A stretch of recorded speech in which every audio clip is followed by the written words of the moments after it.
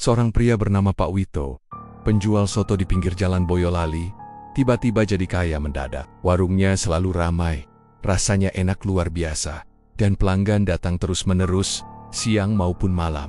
Namun, di balik kesuksesan itu, ada aroma mistis yang menyelimuti. Setiap malam Jumat Kliwon, warga sering melihat sosok wanita berpakaian putih duduk di warungnya. Meskipun warung sudah tutup, tak ada yang tahu ternyata Pak Wito melakukan pesugihan dengan siluman penunggu sumur tua di belakang warungnya. Namun ketika satu pelanggan iseng mencoba mencari tahu asal rasa enak sotonya, rahasia kelam itu terbongkar dengan cara yang mengerikan. Sebelum lanjut ke ceritanya, jangan lupa subscribe channel Mystery Story, tekan tombol like jika kalian suka dengan ceritanya. Dan silakan tulis di komentar jam berapa dan dari kota mana Anda menonton, dan pastikan tonton sampai selesai karena setiap detiknya penuh misteri yang belum pernah terpecahkan. Namaku Rian. Waktu itu aku kerja di proyek bangunan di daerah Boyolali. Hidupku sederhana banget. Tiap pagi sebelum mulai kerja, aku dan teman men proyek selalu cari sarapan di sekitaran lokasi. Nah, ada satu warung yang jadi langganan kami, warung soto kecil di pinggir jalan. Namanya Soto Pak Wito. Awalnya cuma iseng nyoba, tapi sejak pertama kali makan di situ, rasanya kayak susah berhenti. Sotonya tuh enak banget. Kuahnya gurih, dagingnya empuk banget, dan aromanya semerbak sampai ke jalan. Banyak orang bilang, soto itu punya cita rasa khas Boyolali. Tapi entah kenapa, yang ini beda. Warungnya kecil, cuma bangunan semi permanen dari bambu sama kayu. Atapnya seng agak miring, tapi selalu penuh pengunjung dari pagi sampai malam. Kadang mobil luar kota pun berhenti cuma buat makan di situ. Aku sampai mikir, hebat banget nih orang, bisa bikin soto seenak itu. Tapi semakin sering aku datang, aku mulai ngerasa ada hal aneh di sana. Bukan soal rasanya, tapi suasananya. Biasanya kalau pagi, udara di Boyolali segar. Tapi tiap kali aku makan di warung itu, selalu ada angin dingin lewat tiba-tiba. Nggak sekadar sejuk, tapi dingin yang aneh. Kayak ada yang meniup tengkuk dari belakang. Aku sempat lihat, waktu sendokku jatuh ke bawah meja, aku tunduk mau ambil. Tapi di bawah meja itu, aku lihat kaki seseorang berdiri di pojokan. Pucat banget, kayak bukan warna kulit manusia normal. Tapi waktu aku lihat lagi ke atas, nggak ada siapa-siapa di sana itu. Aku pikir, mungkin cuma penglihatan salah karena masih ngantuk. Tapi anehnya, setiap kali aku makan di sana, selalu ada hal-hal kecil yang bikin bulu kuduk merinding. Temanku, Seno, orangnya paling rame di antara kami. Dia yang paling sering ngeributin hal-hal aneh. Suatu pagi, pas kami lagi makan, dia nyeletuk, kalian tahu nggak? Dulu katanya di belakang warung ini ada sumur tua loh. Aku menatap dia sambil nyeruput kuah soto. Sumur tua? Iya, jawab Seno sambil berbisik, katanya angker banget. Pernah ada orang mati nyemplung waktu zaman dulu. Tapi sumurnya sekarang ditutup. Katanya udah nggak dipakai lagi. Aku ketawa aja waktu itu. Walah, kamu kebanyakan nonton horor? No. Tapi yang bikin aku berhenti ketawa, itu tatapan Pak Wito. Beliau yang lagi nyapu dekat meja kami, tiba-tiba berhenti. Mukanya datar, tapi matanya menatap tajam ke arah Seno. Bukan tatapan marah, tapi kayak takut ada sesuatu yang terbongkar. Begitu sadar kami memperhatikan, dia senyum tipis dan bilang pelan, "Hehe, jangan dengerin orang mas. Namanya juga cerita orang kampung. Yang penting makan sotonya biar sehat." Suaranya lembut, tapi entah kenapa aku merasa nada bicaranya agak bergetar. Sejak hari itu, rasa penasaranku mulai muncul. Setiap kali makan, aku selalu melirik ke arah belakang warung. Ada lorong kecil yang mengarah ke dapur, dan dari dapur itu ada pintu kayu tua yang selalu tertutup rapat. Kadang aku lihat ada uap putih keluar dari celah pintunya, padahal di dapur nggak ada orang. Bau yang keluar juga bukan aroma soto, tapi kayak bau bunga melati bercampur anyir darah. Suatu siang, pas jam makan siang, warung penuh banget. Aku duduk di dekat dinding bambu yang bisa ngintip ke arah dapur. Waktu itu, aku lihat sesuatu yang bikin aku hampir jatuhin sendok. Pak Wito lagi masak, tapi tangannya gerak pelan banget, kayak orang lagi ngerapalin sesuatu. Mulutnya komat kamit, dan di sebelah wajan kuah soto, ada mangkuk kecil isi cairan merah. Entah itu saus, entah darah, aku nggak tahu. Tapi yang jelas, dia tuang sedikit cairan itu ke dalam kuah sotonya sebelum disajikan. Aku menelan ludah. Mungkin itu bumbu rahasia, pikirku, mencoba positif. Tapi kenapa harus sambil baca sesuatu? Beberapa kali aku coba tanya-tanya hal ringan ke Pak Wito. Dia orangnya ramah, suka senyum, tapi jawabannya kadang muter-muter. Aku pernah tanya, "Pak, soto Bapak enak banget sih, resepnya dari mana?" Dia cuma senyum kecil, matanya merem, melek kayak ngingat masa lalu jawab pelan, "Dari warisan keluarga, "Mas, tapi nggak semua resep bisa diajarin ke orang lain." Nada suaranya berubah aneh di akhir kalimat. Aku cuma mengangguk, pura-pura nggak penasaran. Tapi dalam hati, rasa ingin tahuku makin besar. Malamnya, aku iseng lewat depan warung waktu mau beli rokok. Jam udah hampir jam 10 malam. Harusnya warung udah tutup. Tapi dari kejauhan, aku lihat lampu warung masih nyala. Dan samar-samar kayak ada bayangan orang jalan di dalam. Aku penasaran, tapi juga agak takut. Aku berdiri di seberang jalan, pura-pura nyalain HP. Tiba-tiba, dari arah warung, aku dengar suara lirih perempuan tertawa pelan. Suara itu lembut, tapi bikin bulu kuduku berdiri. Aku celingukan, tapi nggak ada siapa-siapa. Waktu aku nengok lagi ke arah warung, lampunya udah mati. Besok paginya, aku cerita ke Seno. Tapi dia malah ketawa. "Ah, paling kamu halu. Mungkin suara dari rumah sebelah." Aku pengen percaya, tapi hatiku nggak tenang. Setiap kali lewat warung itu, aku selalu ngerasa kayak ada yang ngelihatin dari dalam. Kadang bayangan itu bentuknya seperti perempuan berambut panjang berdiri di pojokan dapur. Tapi pas aku berkedip, bayangan itu hilang. Anehnya lagi, meskipun warung rame terus, aku nggak pernah lihat ada bahan makanan dikirim. Biasanya, warung sesibuk itu pasti tiap pagi ada mobil bak atau motor kirim daging, sayur, bumbu, apa aja lah. Tapi di warung itu, nggak pernah ada. Aku kerja di situ tiap hari, jadi tahu. Pagi-pagi pas lewat, Pak Wito udah siap jualan. Padahal, belum ada yang datang bawa bahan. Dari mana dia dapat stok daging sebanyak itu? Pernah suatu kali, aku datang pagi banget, jam 5 kurang. Aku lihat dari jauh, Pak Wito lagi di belakang warung, deket kebun pisang. Dia berdiri menghadap ke tanah, kayak orang lagi ngubur sesuatu. Aku coba mendekat, tapi pas dia noleh, matanya merah. Entah karena pantulan lampu atau apa, aku langsung mundur dan pura-pura nggak lihat. Dia cuma senyum, lalu melambaikan tangan. "Pagi, Mas Rian datang pagi amat," suaranya datar. Tapi senyumnya bikin aku merinding. Sejak hari itu, aku mulai makan di tempat lain. Tapi anehnya, tiap kali aku lewat depan warung soto Pak Wito, aroma sotonya selalu bikin aku pengen balik lagi. Ada sesuatu di aroma itu yang bikin nagih. Campuran gurih, harum, tapi ada sedikit aroma aneh yang gak bisa dijelasin. Kayak wangi bunga melati yang bercampur bau daging rebus. Beberapa warga sekitar pernah bilang kalau malam-malam suka ada orang lihat sosok wanita berbaju putih duduk sendirian di warung itu. Ada juga yang bilang tiap malam Jumat, sering terdengar suara orang nangis dari arah sumur belakang warung. Tapi semua orang kayak pura-pura gak peduli. Mungkin karena mereka takut, atau mereka juga udah terbiasa. Aku sendiri waktu itu masih belum berani buat nyari tahu lebih dalam. Aku cuma yakin satu hal. Ada sesuatu yang gak beres dengan warung soto itu. Dan entah kenapa, tatapan Pak Wito tiap kali aku datang, selalu bikin aku merasa kayak dia tahu sesuatu tentang aku.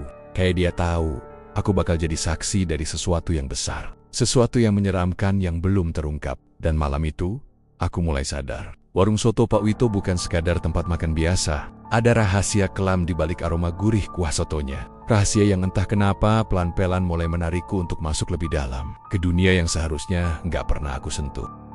Sejak kejadian malam itu, pikiranku nggak tenang. Bayangan sosok wanita berbaju putih yang duduk di depan Pak Wito terus muncul di kepala. Bahkan sampai ke bawah mimpi. Aku masih ingat jelas rambutnya yang panjang menjuntai sampai lantai. Wajahnya pucat tanpa ekspresi. Dan caranya menunduk seolah sedang menatap mangkuk soto di depannya. Anehnya, waktu itu nggak ada suara sama sekali. Hening, tapi bikin dada sesak. Rasanya seperti aku lagi ngintip sesuatu yang nggak seharusnya aku lihat. Beberapa minggu setelahnya, warung soto Pak Wito makin ramai luar biasa. Mobil-mobil besar berhenti di depan warung. Kadang sampai bikin macet jalan kecil di Boyolali itu. Aku dan teman men proyek kadang masih mampir pagi-pagi. Tapi makin kesini, suasananya berubah. Dulu, warung itu terasa hangat dan ramai dengan suara orang makan. Sekarang malah terasa kayak sumpek. Banyak orang yang datang tapi wajah mereka datar. Kayak nggak sadar lagi makan apa. Beberapa bahkan makan sambil mulutnya belepotan kuah tapi matanya kosong. Aku yang lihat dari meja belakang jadi merinding sendiri. Harga soto juga naik 2 kali lipat.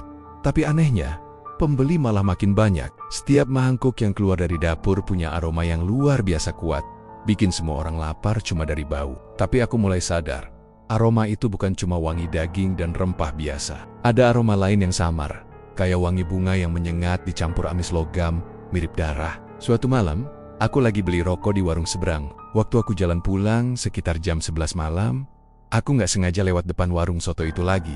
Harusnya udah tutup, tapi aku lihat lampu di dalam masih nyala samar, kayak cuma satu lampu kecil yang hidup. Rasa penasaran mengalahkan rasa takut. Aku ngintip lewat celah dinding bambu, dan pemandangan di dalam bikin lututku lemas. Pak Wito duduk sendirian di meja tengah, tapi di depannya ada seseorang. Sosok wanita berbaju putih, rambutnya panjang banget sampai lantai, duduk membelakangiku. Tangannya putih pucat, jari-jarinya kurus panjang seperti tulang. Mereka berdua nggak bicara, hanya duduk berhadapan sambil menatap mangkuk soto di tengah meja. Lalu aku lihat sesuatu yang bikin napasku tercekat. Uap panas dari mangkuk itu bukan uap biasa. Warnanya merah muda samar, dan setiap kali naik, bentuknya kayak wajah manusia yang kesakitan. Wajah-wajah itu muncul sebentar, lalu lenyap di udara. Aku mundur perlahan, tapi saat itu kursi bambu di depanku geser kena kakiku. Suaranya nyaring banget di tengah keheningan malam. Seketika kepala wanita itu menoleh ke arahku. Sepatsek, rambut panjangnya terangkat pelan seolah tertiup angin dari dalam. Aku nggak sempat lihat jelas wajahnya,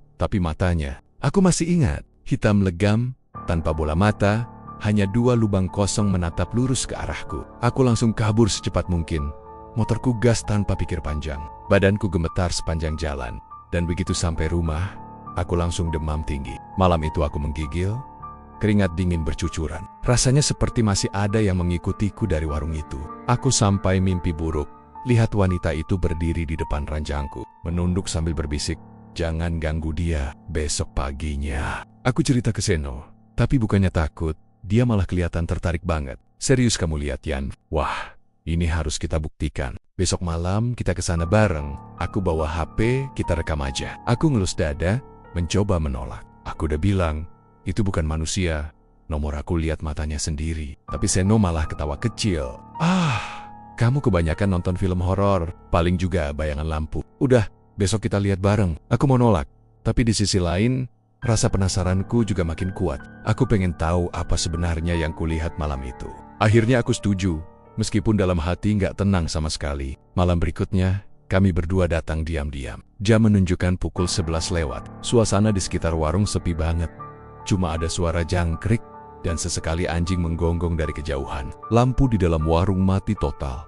Tapi dari belakang di era dapur, kelihatan ada cahaya merah kecil kayak dari lilin. Kami jalan pelan, menunduk di balik pohon pisang. Jarak kami cuma sekitar 10 meter dari warung. "Yan, kamu lihat itu?" bisik Seno. Aku mengangguk pelan. Dari balik dinding bambu, terlihat bayangan Pak Wito berdiri menghadap dapur. Di tangannya ada mangkuk, dan dia kayak lagi menuang sesuatu ke lantai. Aku bisa dengar samar-samar suara seperti tetesan cairan. Lalu suara Pak Wito mulai komat kamit. Kalimatnya nggak jelas, tapi intonasinya seperti orang sedang memanggil sesuatu. Suara itu naik turun pelan, bikin bulu kuduk berdiri. Tiba-tiba, dari arah sumur belakang warung, muncul suara gemuruh pelan seperti air yang mendidih. Lalu keluar asap tipis dari arah situ. Aku dan Seno cuma bisa saling pandang, jantung berdebar nggak karuan. Dan dari dalam asap itu, muncul siluet wanita berambut panjang. Gaunnya lusuh, wajahnya samar tertutup kabut. Sosok itu berjalan pelan menuju Pak Wito.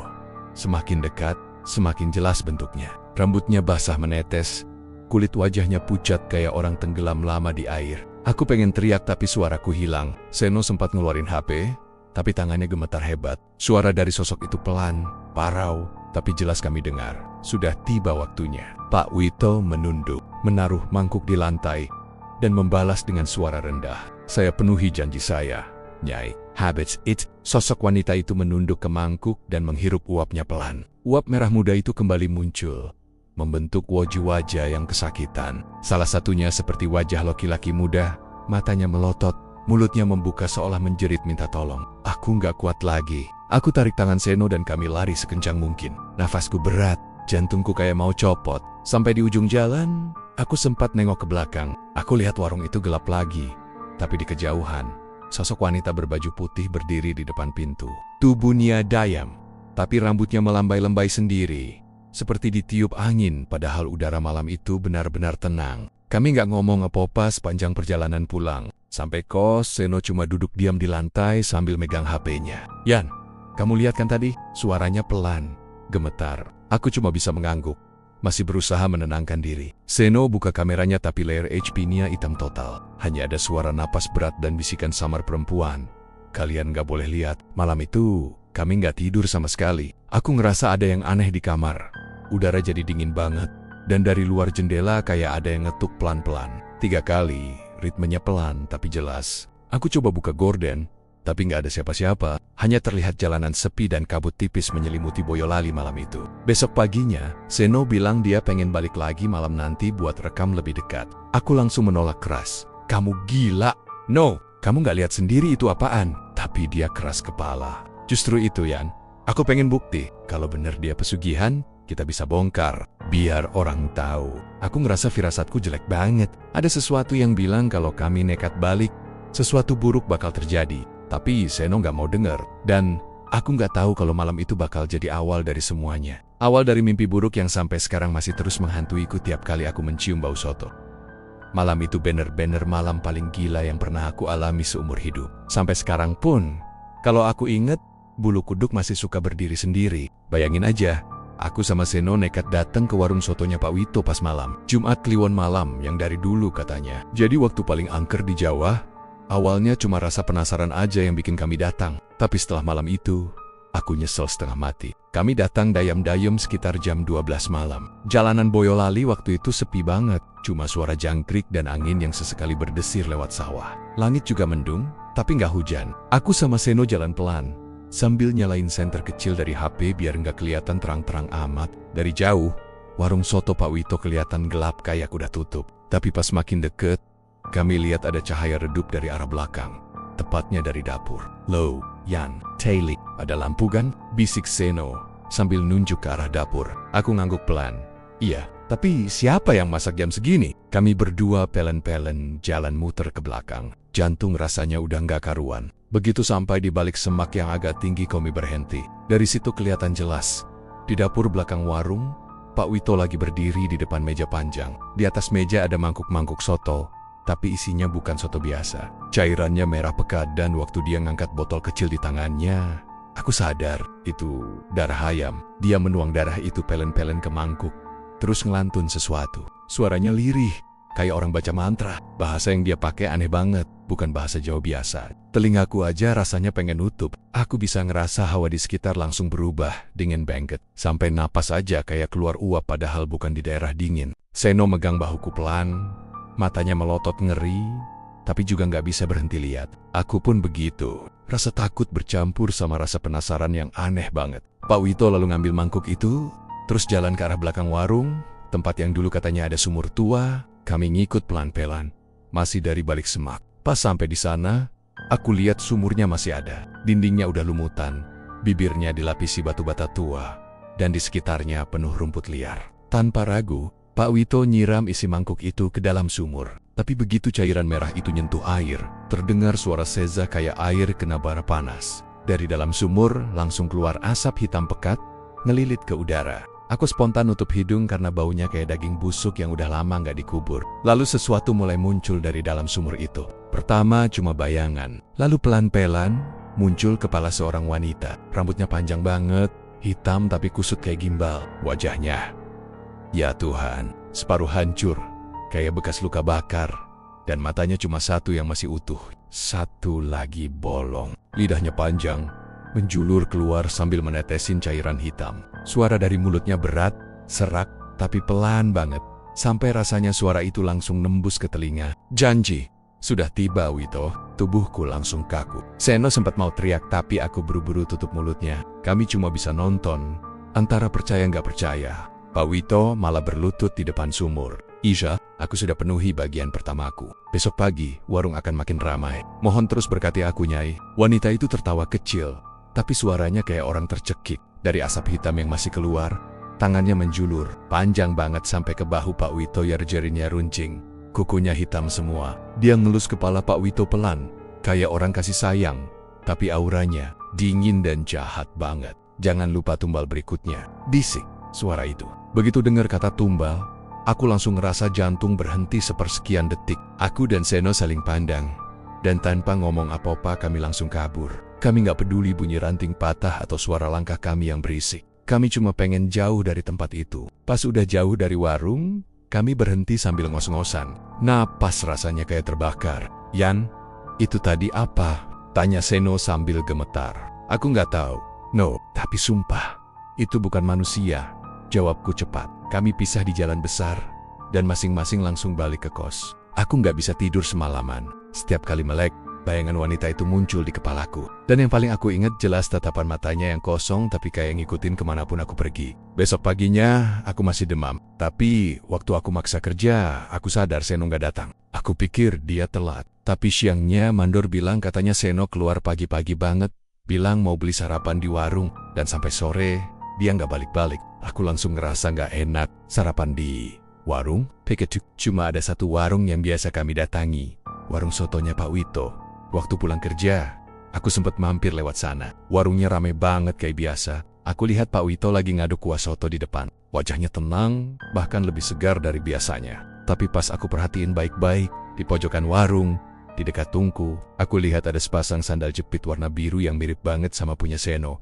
Aku nahan napas, mungkin kebetulan, pikirku. Tapi pas mataku nggak sengaja ketemu sama mata Pak Wito, dia cuma senyum tipis, senyum yang aneh banget. Malamnya, aku nggak bisa tidur lagi. Tiap kali aku merem, aku kebayang wajah hancur wanita dari sumur itu. Dan bayangan Seno, yang mungkin udah jadi sesuatu yang bukan manusia lagi. Entah kenapa, aku punya firasat kuat kalau malam itu malam Jumat Kliwon bukan cuma ritual biasa, tapi awal dari sesuatu yang lebih gelap. Sesuatu yang belum selesai. Dan firasatku ternyata benar. Karena besok paginya, aku dapat kabar dari warga kalau ada bau bangkai yang nyengat banget dari arah belakang warung soto Pak Wito. Tapi anehnya, waktu warga ngecek bering-bering, nggak ada apa-apa di sana. Cuma ada sumur tua yang airnya berubah jadi hitam. Sejak saat itu, aku sadar kami udah melihat sesuatu yang seharusnya nggak kami lihat. Dan mungkin, kami udah melangkah terlalu jauh ke dunia yang bukan milik manusia. Besok paginya, suasana di proyek kerja terasa aneh. Biasanya Seno udah nongol duluan, nongkrong di pojokan sambil ngopi dan ngerokok. Tapi hari itu nggak ada batang hidungnya sama sekali. Mandor mulai nanya-nanya, dan aku cuma bisa bilang kalau semalam dia belum pulang. Wajahku pucat, karena dari semalam aku udah ngerasa ada yang nggak beres. Rasa takut dan penasaran bercampur jadi satu. Sorenya, kabar mengejutkan nyebar cepat di sekitar. Ada warga yang nemuin motor di dekat kebun bambu belakang warung soto Pak Wito. Plat nomornya sama persis kayak motor Seno. Aku langsung meluncur ke sana bareng beberapa warga. Pas sampai, suasananya langsung bikin bulu kuduk berdiri. Kebun bambu itu rimbun banget. Batang-batangnya tinggi dan saling beradu tiap kali kena angin. Udara di situ lembab dan berbau tanah basah. Motornya Seno memang ada di situ, tergeletak miring dengan kunci masih nempel di stang. Di tanah sekitar motor, ada bekas tapak kaki yang kayaknya berlarian satu arah menuju warung. Tapi yang paling bikin jantungku nyaris copot, di samping motor itu ada HP-nya Seno. Jatuh di tanah, layarnya masih nyala redup. Salah satu warga manggil aku, "Rian, ini temenmu kan?" HP-nya masih nyala nih. Aku langsung ambil dan lihat layarnya. Ada video terakhir yang direkam sekitar jam 2 pagi. Tangan gemetar. Aku pencet tombol play. Awalnya cuma gelap. Cuma ada suara nafas Seno yang ngos-ngosan. "Rian, sumpah. Aku lihat dia lagi di sumur. Aku harus rekam, biar ada buktinya." Suaranya terdengar lirih tapi jelas. Kameranya goyang. Tapi kemudian arah lensanya fokus ke sumur di belakang warung soto. Lampu kecil dari HP-nya nyorot ke sana. Memperlihatkan asap tipis keluar dari lubang sumur. Beberapa detik nggak ada apa-apa. Cuma suara jangkrik dan angin malam. Tapi tiba-tiba dari arah belakang, muncul sesuatu yang cepat banget. Aku cuma sempat lihat sekelebat tangan pucat, panjang. Jari-jarinya kurus, dan kukunya hitam legam narik bahu Seno dengan keras. Terdengar suara Seno kaget, "Astagfirullah, siapa itu?" Canikin. Lalu layar goyang parah, gambar blur, dan tiba-tiba semuanya hitam. Video berhenti di situ. Cuma 1 menit, tapi cukup buat bikin aku keringetan dingin dan hampir jatuh waktu nonton. Aku langsung matiin HP-nya. Tanganku gemetar parah. Warga yang ngumpul di situ pada saling pandang. Ada yang langsung ngeludah kecil sambil komat kemet baca doa. Polisi akhirnya datang malam itu juga. Mereka langsung pasang garis kuning di sekitar kebun bambu dan sumur belakang warung. Aku sempet detania-tania karena aku temennya Seno.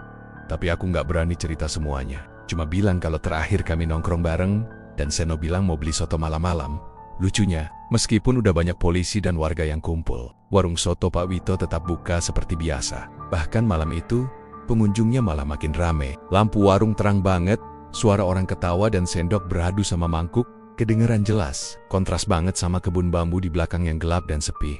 Aku sempat lihat Pak Wito dari jauh. Dia kelihatan kalem banget.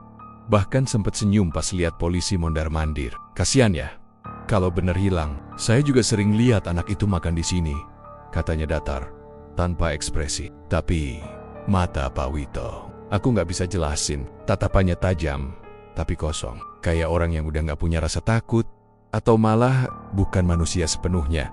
Malam itu aku nggak bisa tenang. Bayangan video tadi terus muter di kepalaku. Suara jeritan Seno kayak nggak mau pergi dari telinga. Aku ngerasa bersalah banget. Kenapa aku biarin dia sendirian? Kenapa aku nggak cegah dia buat balik ke sana? 3 hari kemudian, pencarian polisi dihentikan. Mereka bilang nggak ada tanda keberadaan Seno. Sumur di belakang warung juga udah disisir. Tapi anehnya, waktu tali tim pencari turun, kedalaman sumur itu nggak bisa diukur. Airnya hitam pekat, dan tali yang diturunkan ke bawah selalu ditarik balik oleh sesuatu dari dalam. Polisi akhirnya mutusin buat nutup sumur itu pakai papan besar dan semen. Tapi entah kenapa, keesokan harinya papan itu udah kebuka lagi. Warga mulai bisik-bisik. Ada yang bilang sumur itu dijaga makhluk halus. Ada juga yang yakin Seno jadi tumbal pesugihan. Apalagi belakangan, warung Pak Wito makin sukses. Mobil mewah makin sering berhenti di depan. Orang-orang dari luar kota berdatangan cuma buat makan soto di situ. Setiap kali aku lewat, aku lihat asap dapurnya nggak pernah berhenti dondarija. Kadang tercium bau melati samar-samar. Suatu sore, aku nekat makan di sana lagi. Aku pengen lihat langsung, pengen tahu ada apa sebenarnya. Pas aku duduk, Pak Wito langsung nyapa ramah. "Loh, Mas Rian, lama nggak kesini? Soto masih doyan kan?" Aku cuma senyum kaku. "Iya Pak, biasa. Kangen sotonya." Aku perhatiin tangannya waktu ngambil mangkok ada bekas luka bakar di pergelangan. Tapi anehnya, dari situ keluar aroma yang gak biasa. Bukan bau obat, tapi lebih kayak bau daging mentah yang dicampur darah. Kuah soto disajikan, panas mengepul. Tapi begitu aku suap pertama, entah kenapa aku ngerasa ada yang aneh. Rasa gurihnya tetap sama, tapi ada sensasi logam di ujung lidah. Kayak darah. Aku buru-buru taruh sendok, pura-pura ngerasa kenyang. Tapi dari sudut mataku, aku lihat ke arah dapur dan aku bener-bener yakin barusan ada sosok rambut panjang lewat di belakang tirai dapur. Aku langsung bayar dan keluar. Tapi sebelum aku sempet jauh, Pak Wito manggil, "Mas Rian, titip salam buat temenmu ya, yang sering makan di sini, yang suka duduk di pojokan itu." Aku bet tubuhku langsung dingin. "Cemeng, maksudnya Seno Pak?" tanyaku pelan. Pak Wito cuma senyum samar. Matanya nyipit. "Iya, salam aja." Aku nggak sanggup ngomong apa-apa lagi. Langsung aku jalan cepat menjauh. Tapi waktu aku nengok sekali lagi ke arah warung, aku lihat di kaca jendela bagian dalam ada bayangan seseorang duduk di pojokan. Rambutnya acak-acakan, bajunya kotor, dan tangannya masih memegang HP yang rusak. Malam itu, aku nggak bisa berhenti mikir.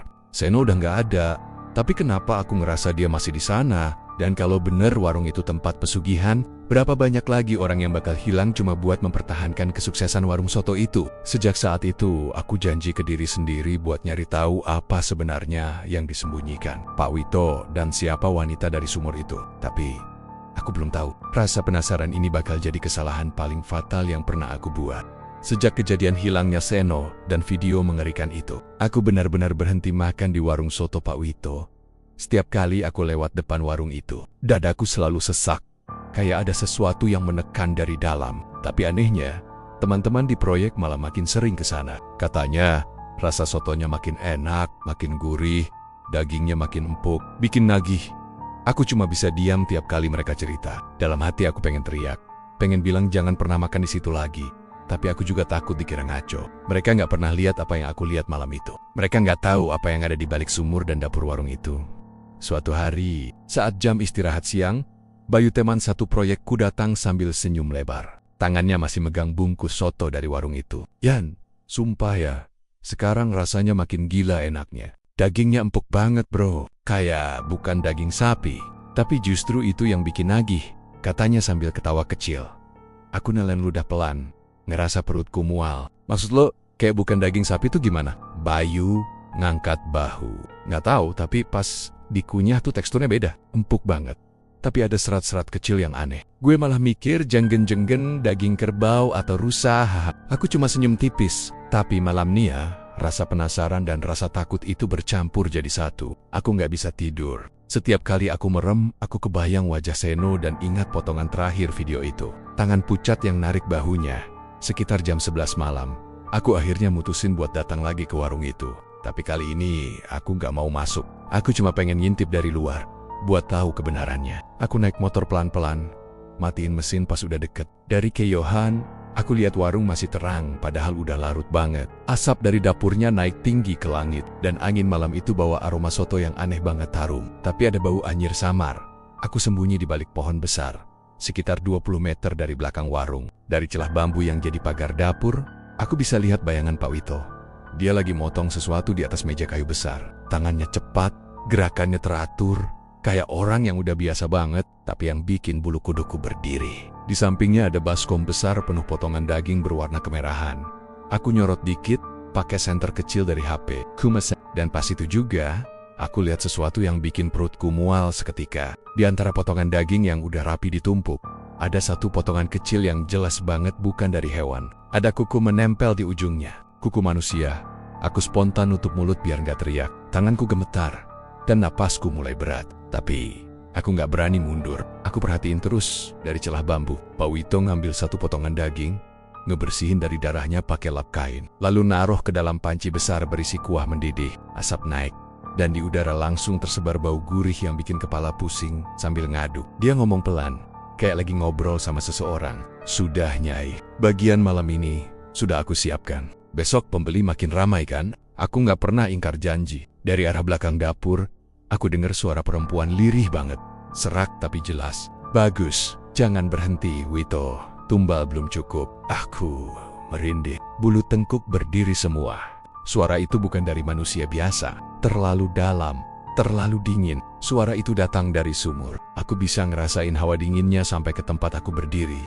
Tiba-tiba entah kenapa, perasaanku bilang buat kabur sekarang juga. Tapi sebelum aku sempat melangkah mundur, pintu belakang warung kebuka pelan. Suara engselnya berderit panjang.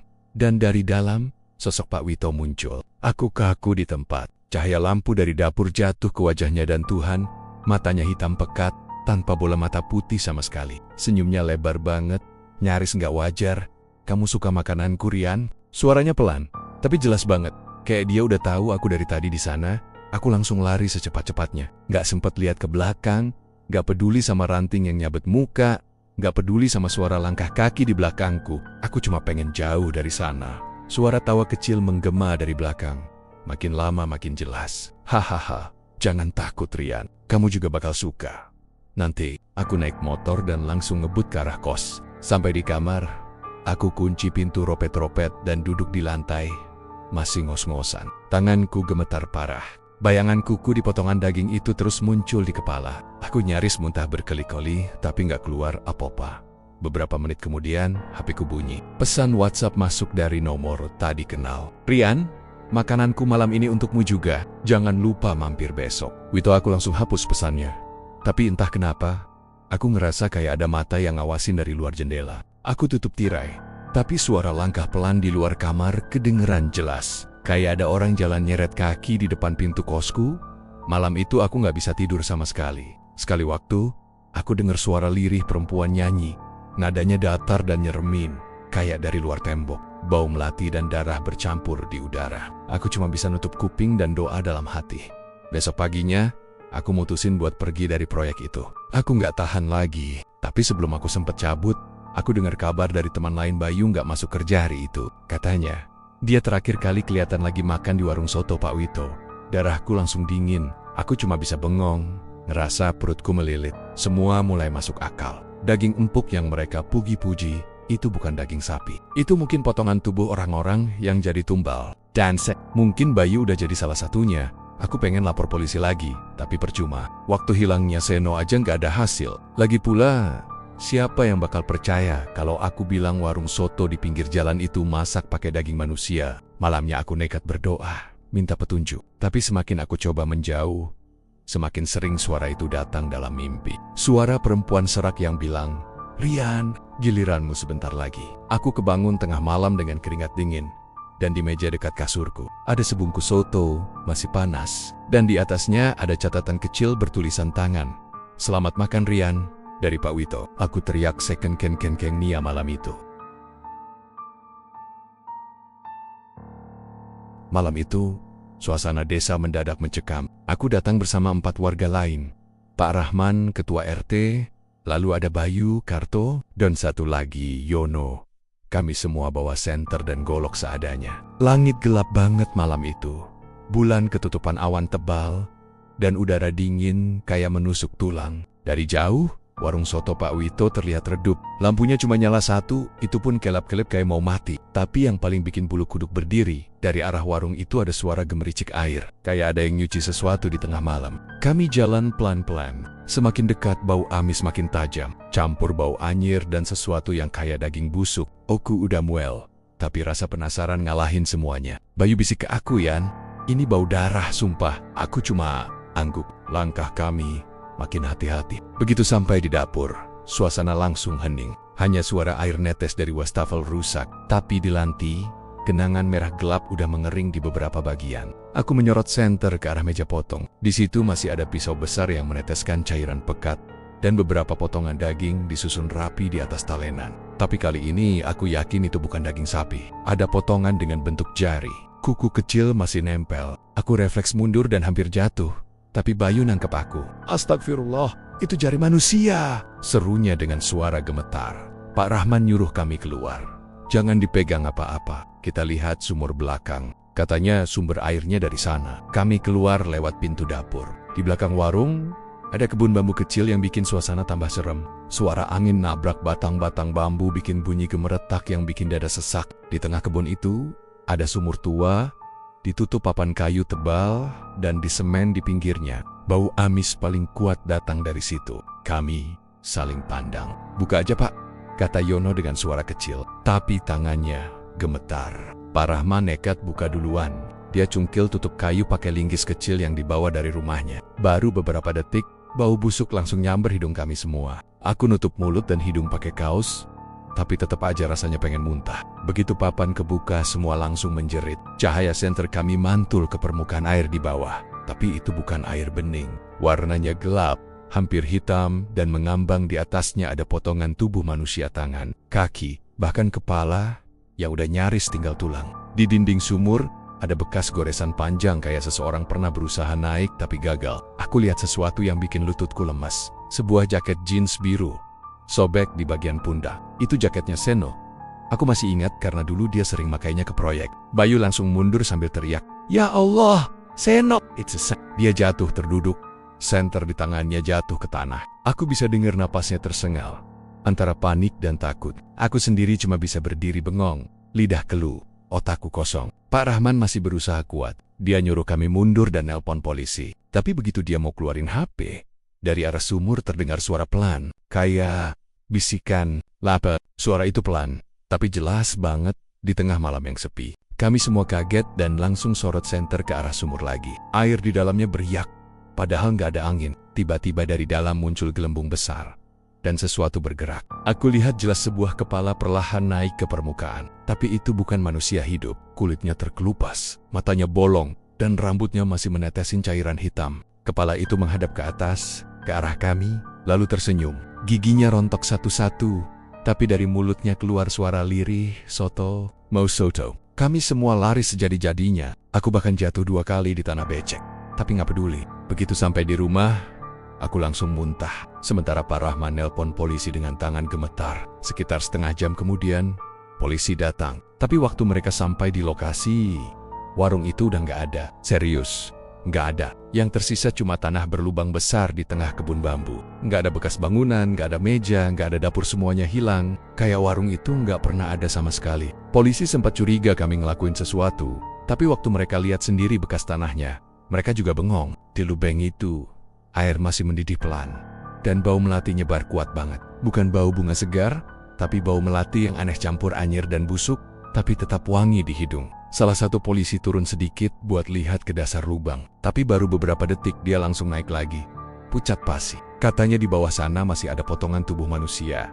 Dan beberapa di antaranya masih bergerak. Setelah itu lokasi langsung dipasang garis polisi, tapi warga nggak berani mendekat. Anehnya, malam itu juga banyak orang mimpi aneh. Katanya mimpi lihat warung soto yang sama, lengkap dengan bau melati dan suara orang ketawa di dapur. Aku juga ngalamin hal yang sama. Dalam mimpiku, aku duduk di bangku warung itu. Di hadapanku, Pak Wito nyajiin semangkuk soto panas. "Nikmatilah, Ryan," katanya dengan senyum lebar. Tapi waktu aku lihat isi mangkuknya, isinya bukan daging sapi. Ada potongan tangan kecil, lengkap dengan kuku hitam dan bekas darah kering. Aku terbangun tengah malam. keringat dingin ngalir dari pelipis. Di luar kamar samar-samar tercium bau melati lagi. Aku buka jendela. Dan dari kejauhan, aku lihat sesuatu. Di arah kebun bambu yang udah dikasih garis polisi, ada bayangan berdiri di antara kabut. Aku yakin itu Pak Wito. Dia berdiri sambil mangkok soto di tangannya, dan matanya hitam pekat menatap ke arahku. Setelah malam itu banyak warga pindah dari desa. Warung soto itu jadi cerita terlarang yang nggak boleh disebut-sebut. Tapi anehnya, beberapa bulan kemudian, di kota lain, muncul warung soto baru dengan nama yang sama, Soto Pak Wito. Resep asli Jakarta. Dan orang-orang bilang, rasanya luar biasa enak. Tapi bagi aku, setiap kali nyium bau soto, aku cuma bisa mual dan pengen muntah. Karena aku tahu, rasa seenak itu pasti nggak datang dari daging sapi biasa. Setahun sudah berlalu sejak malam itu, malam di mana sumur tua itu dibuka dan semua kengerian terbongkar. Desa tempat warung soto Pak Wito berdiri, kini tampak tenang. Tapi ketenangan itu terasa aneh. Seperti hanya menutupi luka yang belum sembuh. Banyak warga yang pindah. Sebagian lagi pura-pura lupa kalau kejadian itu pernah ada. Aku pun sudah lama nggak berani lewat ke arah kebun bambu, tempat warung itu dulu berdiri. Tapi rasa penasaran itu nggak pernah benar-benar hilang. Suatu sore pas aku pulang kerja, Bayu ngirim pesan. "Yan, lo udah denger belum? Di tempat bekas warung itu sekarang buka lagi. Tapi namanya beda. Katanya yang punya istrinya Pak Wito." Aku sempat kaget, tapi juga nggak percaya. "Ah, nggak mungkin," jawabku. Tapi Bayu kirim fotonya. Di foto itu jelas banget terpampang papan kayu bertuliskan Soto Bu Wito, resep asli keluarga. Aku menatap foto itu lama. Hati rasanya nggak enak, kayak ada sesuatu yang ganjel. Aku tahu persis lokasi itu dulu.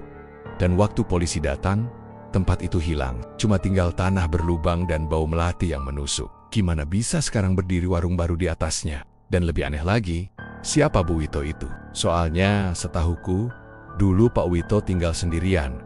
Gak pernah nyebut punya istri. Malamnya aku nekat lewat sana. Udara dingin, jalan sepi, cuma lampu jalan yang nyala redup. Dari jauh aku lihat warungnya. Bentuknya mirip banget sama warung lama, cuma sekarang catnya baru dan ada beberapa lampion kecil di depan. Tapi yang bikin aku langsung merinding, di depan warung itu tergantung beberapa bunga melati kering, disusun kayak kalung panjang dan dililit di tiang bambu. Warungnya ramai, banyak motor parkir. Aku berhenti di seberang jalan, diam beberapa menit. Dari dalam, suara orang ngobrol dan sendok ketemu mangkuk kedengeran jelas. Tapi di sela suara itu, aku dengar suara lain, pelan, seperti seseorang tertawa lirih dari dapur. Tawa pelan, tapi dingin, mirip suara perempuan. Aku coba beranikan diri jalan mendekat. Dari jarak 5 meter, bau khas soto langsung tercium. Tapi entah kenapa, baunya sama persis kayak dulu kuah gurih, tapi ada aroma besi dan darah tipis di ujung hidung. Aku refleks mundur 1 langkah. Saat itu, dari balik tirai dapur, aku lihat seseorang duduk. Seorang wanita, rambutnya panjang, bajunya putih. Dia duduk di kursi sambil mangkuk soto panas. Wajahnya pucat banget, kayak nggak ada darah sama sekali. Tapi matanya hitam pekat, tanpa bola mata. Saat itu juga, dia menoleh ke arahku. Bibirnya perlahan tersenyum, dan aku bisa lihat giginya kuning dan runcing di ujungnya. Tubuh nggak bisa gerak. Dari jarak segitu, aku dengar dia berbisik, pelan banget tapi jelas menyusup ke telinga. "Coba, rasakan lagi sotonya, Rian." Suara itu langsung bikin darahku berhenti mengalir. Aku sadar siapa yang manggil. Itu suara yang sama kayak di mimpi setahun lalu. Suara yang keluar dari mulut Pak Wito saat dia muncul di mimpiku dengan mangkuk sotonya. Tapi sekarang, suara itu datang dari sosok perempuan di warung baru itu. Aku langsung balik badan, gas motor second kengkin-kengnya tanpa sempat nengok lagi. Tapi di kaca spion, aku sempat lihat satu hal, wanita itu berdiri di depan warung, masih mangkuk soto. Dan di belakangnya muncul bayangan hitam besar menyerupai tubuh Pak Wito. Keduanya berdiri berdampingan, menatap aku yang kabur menjauh. Sampai di rumah, aku gemetar hebat. Nafasku nggak teratur, dan kepalaku pusing. Tapi yang paling aneh, dari jaketku tercium bau melati kuat banget. Aku nggak ngerti gimana bisa.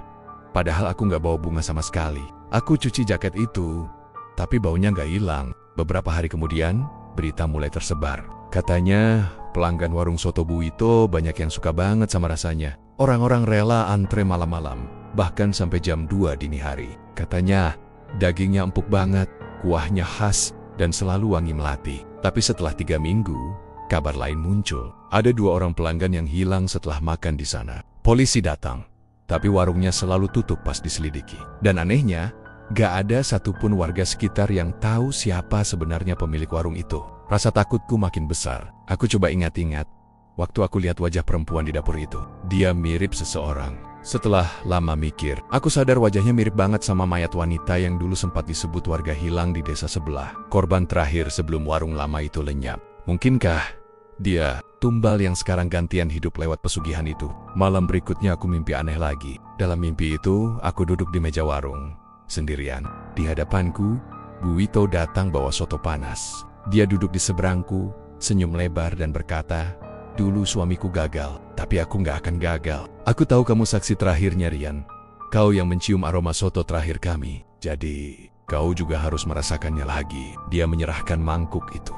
Aku lihat ke dalamnya dan kali ini, aku yakin itu bukan soto. Di dalamnya, ada potongan kepala seno, matanya melotot ke arahku, dan mulutnya masih terbuka seolah mau bicara. Aku teriak sekeng-keng-keng ya dan langsung kebangun. Badanku basah oleh keringat dingin, dan di udara kamar tercium lagi bau melati. Dari luar jendela, ada suara langkah kaki pelan, berhenti tepat di depan rumahku. Aku nggak berani gerak. Lalu, samar-samar terdengar suara wanita, "Coba, rasakan lagi sotonya, Rian." Aku langsung baca ayat kursi berkali-kali, sampai suara itu hilang. Tapi sejak malam itu, hidupku nggak pernah tenang lagi.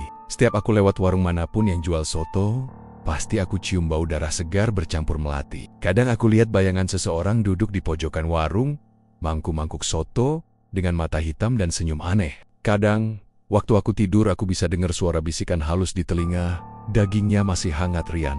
Sampai hari ini, aku nggak tahu apa yang sebenarnya terjadi di warung itu. Polisi juga nggak pernah bisa nemuin bukti. Warung soto Bu Wito kadang muncul di satu tempat, terus hilang beberapa minggu kemudian. Dan anehnya, setiap kali warung itu buka di kota baru, pasti ada orang hilang. Orang-orang bilang, pesugihan keluarga Wito belum berakhir. Mereka percaya, arwah Pak Wito dan istrinya udah jadi makhluk penunggu yang mencari tumbal lewat dagangan soto mereka. Katanya, siapapun yang pernah makan soto itu akan ditandai oleh bau melati dan rasa logam di lidah. Dan kalau tanda itu muncul, cepat atau lambat, mereka akan jadi bagian dari resep rahasia keluarga Wito. Aku nggak tahu berapa lama aku bisa terus menghindar. Tapi yang jelas, aku nggak akan pernah makan soto lagi seumur hidupku. Karena sekarang, setiap kali aku mencium aroma kuah soto, hidungku seperti mencium darah segar. Dan dari kejauhan, aku selalu merasa ada yang menatapku dengan mata hitam pekat dan senyum yang sama seperti malam itu. Terima kasih sudah menonton channel Mystery Story. Terus dukung channel ini dengan cara komen, like, share, dan subscribe. Mohon maaf jika ada kesamaan nama tokoh, tempat kejadian ataupun cerita, itu adalah kebetulan semata.